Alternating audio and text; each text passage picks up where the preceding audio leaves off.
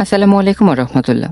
প্রিয় দর্শক, আজকে যে বিষয়টি নিয়ে আলোচনা করব তা সুন্নাত ও আমলের মধ্যে দাঁড়ায়। সুতরাং ভিডিওটি না টেনে পুরো ভিডিওটি দেখুন।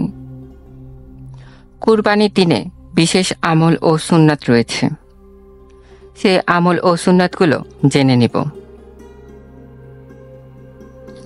1 নম্বর, ভোর রাতে তাড়াতাড়ি ঘুম থেকে ওঠা, ফজরের নামাজ মহল্লায় পড়া, ঈদগাহের ময়দানে আগে আসা। 2, মেসওয়াক করা। 3, ঈদগাহে আসার পূর্বে সুন্দর করে গোসল করা। 4, সুগন্ধি ব্যবহার করা।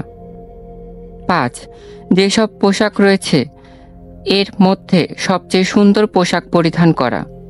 6, ঈদগাহে আসার সময় তাকবীর জোরে জোরে পড়তে পড়তে আসা, এটা ঈদুল আজহার সুন্নাত। 7, ঈদুল আজহাতে ঈদগাহে আসার পূর্বে কোনো কিছু না খাওয়া। 8, তৌফিক অনুযায়ী দান সদাকা করা। 9, আনন্দিত থাকা এবং খুশি থাকা। 10, ঈদের নামাজ উন্মুক্ত জায়গায় অর্থাৎ ফাঁকা মাঠে থাকলে সেখানে পড়া সুন্নাত।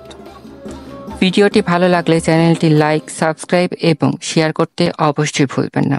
আসসালামু আলাইকুম রহমতুল্লাহ।